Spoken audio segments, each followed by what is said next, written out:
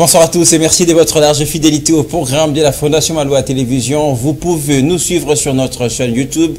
Tapez Fondation Maloa Télévision. On vous retrouve justement dans les cadres de votre grande édition d'information.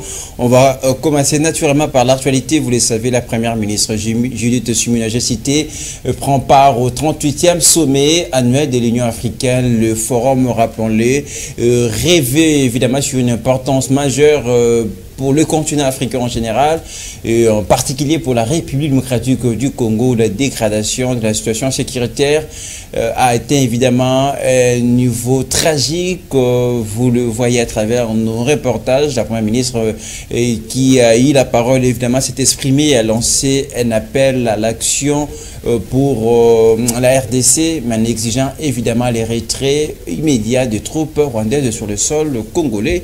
La première ministre, on va l'écouter justement dans cet extrait choisi par Alain Ngoma. Regardez. Le ministre de la Justice et Garde de Sceaux, Maître Constant Mutamba, continue sa ronde dans les églises de la capitale pour objectif sensibiliser les églises à contribuer sur l'effort de guerre. L'église du centre de réveil spirituel, le ministre d'État, Maître Constant Mutamba, est passé à l'église catholique et tant d'autres pour la mobilisation de recettes pour soutenir les forces armées congolaises durant cette guerre dans la partie est de la RDC. Contrairement aux chiffres rendus publics dans quelques médias, le montant des offrandes récoltées n'a pas été révélé à la presse. À l'église tabernacle mine d'État, Maître Constant Mutamba a conscientisé le fidèle de cette église à avoir foi à l'armée céleste. Le fauteur de troubles dans cette partie du pays seront jugés pour leurs crimes commis contre l'humanité, a-t-il conclu. À noter que la démarche du ministre d'État, Maître Constant Mutamba, a trouvé du répondant auprès de ce nombreux fidèles de l'église de Kinshasa. Elle approuve la démarche du ministre de la Justice et Garde de Sceaux. Voilà tout de la déclaration de la première ministre, je cite Judith Suminwa. On va poursuivre cette édition d'information en restant dans l'actualité. L'armée congolaise et ougandaise opère désormais à Nuturi dans le cadre des opérations conjointes sur instruction du commandant des opérations et gouverneur militaire de Nuturi, le lieutenant-général Lubaya Kachama, d'une délégation de l'armée congolaise qui s'est rendue le 14 février dernier à Baga, au sud du territoire. Évidemment dans une coordination conjointe. Les porte-parole des FARDC, Gilles Ngongo, appellent justement ici la population à vaguer librement dans leurs occupations. On va l'écouter justement dans ces propos recueillis par Alain Ngoma. Nous revenons de Boga pour rencontrer l'équipe d'avance qui devrait arriver ici dans le cadre des opérations conjointes. Mais avant d'y arriver, c'est la première réunion que nous venons d'effectuer avec le commandant des opérations militaires en Ituri, le gouverneur militaire. À son côté, il y a eu le commandant 32e région militaire et le commandant secteur opérationnel d'Ituri, également une délégation de l'armée UPDF. Alors après cette réunion, il y aura une autre réunion demain avec la grande délégation qui est déjà à Boga à ce moment ici. Après cette réunion, il y aura encore une grande réunion d'harmonisation avec une délégation de Kinshasa et de l'armée ougandaise. À ce moment-là, on va définir les actions menées dans le cadre de la mutualisation de forces entre UPDF et les forces armées de la République démocratique du Congo. Et donc, nous demandons à la population de rester calme. UPDF, ce n'est pas la première fois qu'il soit en Ituri. Vous le savez, dans les opérations conjointes de Boga, Bourassi, Tchabi. Et donc, c'est dans ces cadres-là, la population doit être calme, apaisée, parce que tout ce qui doit se faire, nous allons communiquer de manière officielle. Et c'est là pour l'intérêt de la population tout entière de l'Ituri. Parce que notre effet final recherché dans ces opérations conjointes, c'est la paix et la sécurité de nos populations. De continuer à vaguer librement à ces occupations, de faire confiance tout d'abord à cette armée et aux institutions de la République. Il ne s'agit pas d'une attaque, parce que si c'était d'une attaque, moi je ne devrais pas être à Boga avec l'UPDF. Et donc soyez-en sûrs que nous sommes là pour vous, avec vous, pour vous et par vous. Nous allons revivre la paix dans toute quiétude. Et à ce moment ici, le vivre ensemble doit nous caractériser. n'oublions pas les contextes. Nous sommes dans un contexte d'agression. Et donc, la population doit aiguiser du patriotisme, de l'amour du prochain et surtout de donner la bonne information. De ne pas jouer le jeu de l'ennemi, parce que si vous jouez le jeu de l'ennemi, vous serez considéré comme un ennemi. Continuons à vivre comme nous avons toujours vécu ici. Dans la ville de Bunia, ça fait déjà 4 ans. La situation est sous contrôle. Nous continuerons toujours dans cet élan. On va rester sur le sujet avec la situation sécuritaire en RDC qui reste d'une très grande préoccupation pour l'Organisation mondiale des droits de l'homme, Human Rights Watch, qui appuie évidemment la résolution votée par les eurodéputés, qui est une voie claire à suivre justement pour sanctionner les régimes de Kigali, appelle à la même occasion à suspendre les mémorandums entre évidemment l'Union européenne et le Rwanda sur les matières premières. Alengoma nous fait les détails. Regardez. Malgré les interpellations de la communauté internationale et des organisations régionales, la rébellion du M23 soutenue par le Rwanda poursuit son avancée dans la province du Sud Kivu, aggravant la crise sécuritaire et humanitaire dans l'est de la République démocratique du Congo. Dans une déclaration lundi 17 février 2025, Human Rights Watch, qui mène des recherches et des actions de plaidoyer en faveur des droits de l'homme, a indiqué que les dirigeants européens devraient prendre des mesures urgentes contre les partis en conflit, notamment le régime de Kigali et ses supplétifs du M23. Human Rights Watch dénonce l'inaction de l'Union européenne face aux atrocités soutenues par Kigali en République démocratique du Congo. Cette organisation internationale de défense des droits de l'homme appelle l'Union européenne à capitaliser la résolution votée par les eurodéputés pour notamment aboutir à la suspension du mémorandum datant Union européenne-Rwanda sur les matières premières. Dans la même logique, Human Rights Watch déplore la responsabilité du Rwanda dans la détérioration de la situation sécuritaire et humanitaire dans l'est de la RDC et apporte son appui à la résolution votée par le Parlement européen. Dans une résolution ferme adoptée la semaine dernière, le Parlement européen a critiqué l'inaction des dirigeants européens dans l'est de la RDC et où les groupes armés M23 soutenus par le Rwanda comme de graves violations des lois de la guerre. Dénonçant le manque de cohérence de l'Union européenne et l'envoi d'un message incohérent au Rwanda, les législateurs ont exhorté la Commission européenne et les États membres à exercer une véritable pression sur ce qui alimente les atrocités au Congo, à commencer par le Rwanda, principal soutien du M23.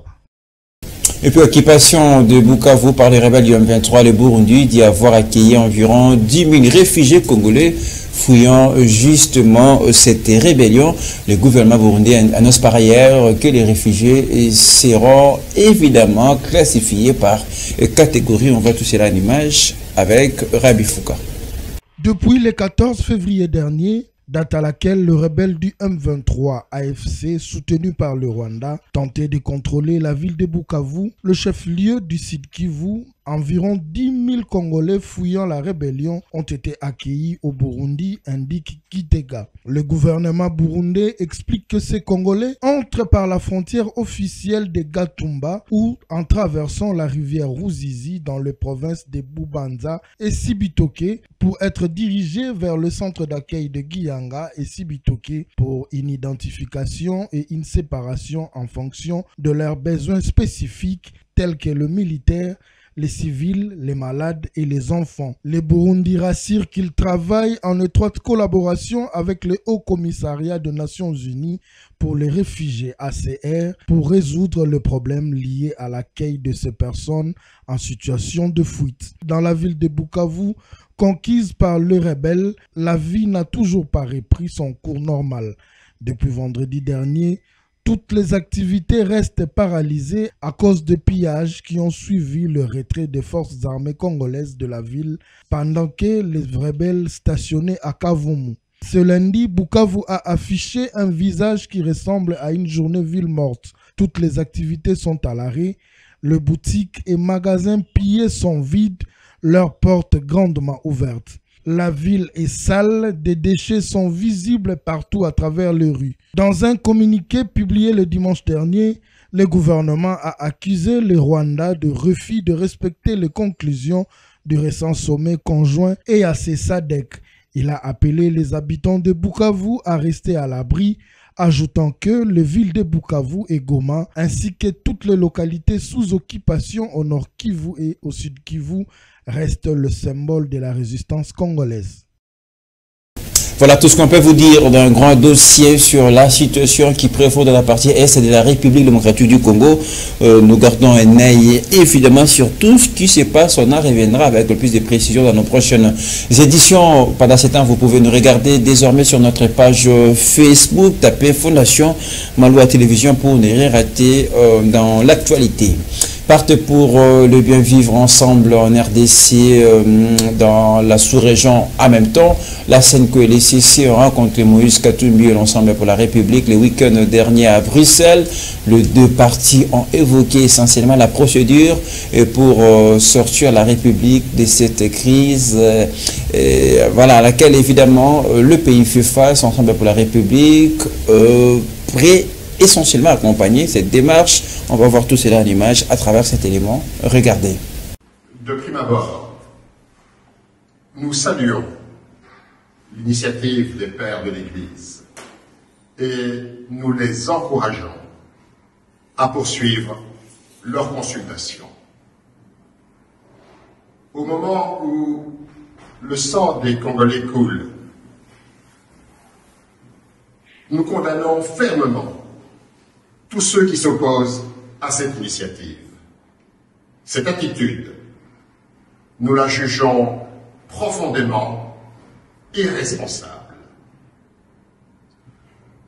Chaque fois que l'appel à la paix, à l'unité, au vivre ensemble retentit,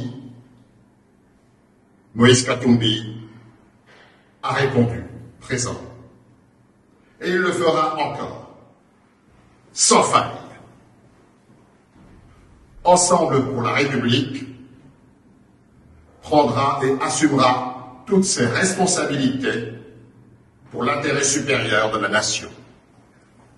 À la suite de cette consultation, nous avons l'espoir d'une ère nouvelle pour la République démocratique du Congo.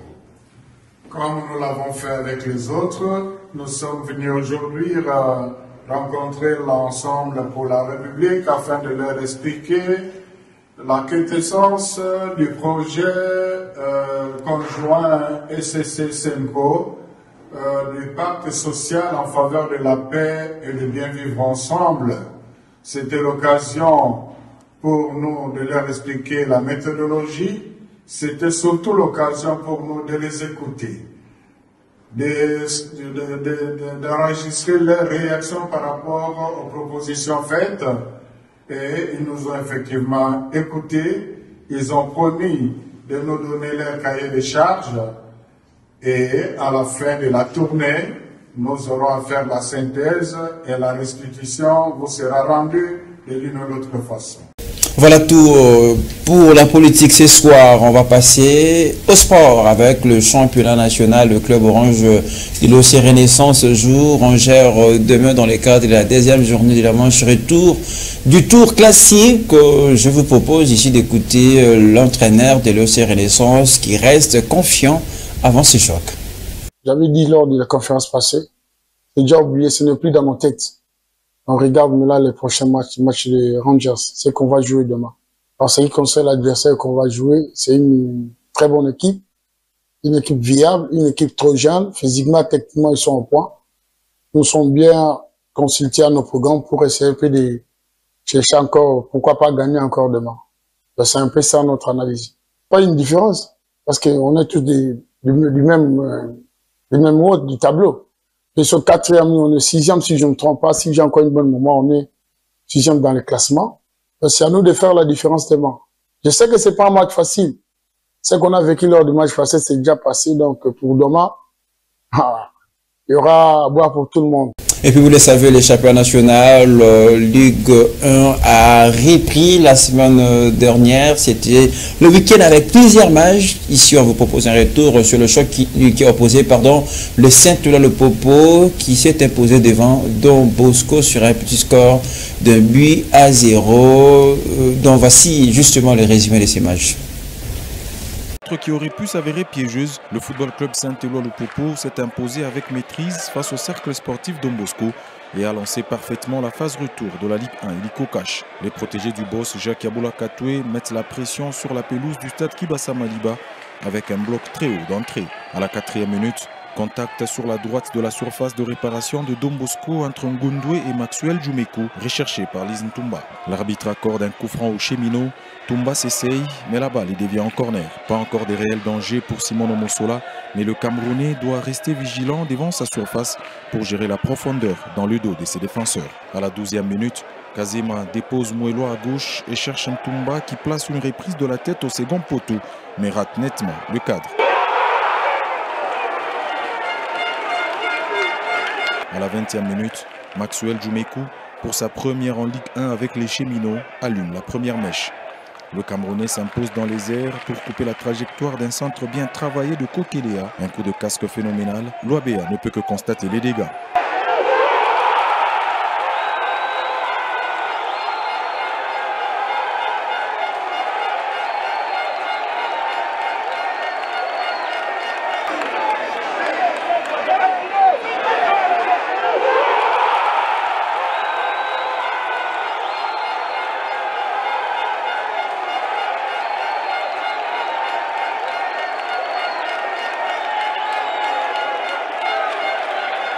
Un but à 0 restera le score jusqu'à la pause.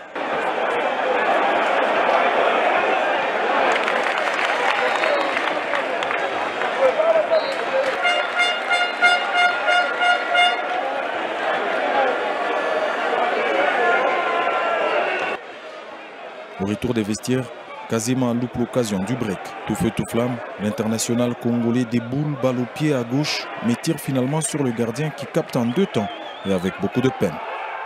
On joue la 55e minute. Peu avant, le poteau prive Djoumekou de son premier doublé en jaune et bleu.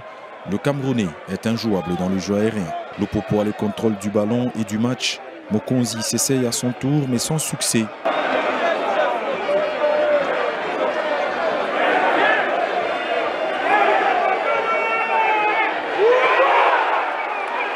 Les entrées de Kabangou, Mouakou et Kiala pour alimenter la ligne offensive ne changeront rien au tableau d'affichage malgré les nombreuses tentatives.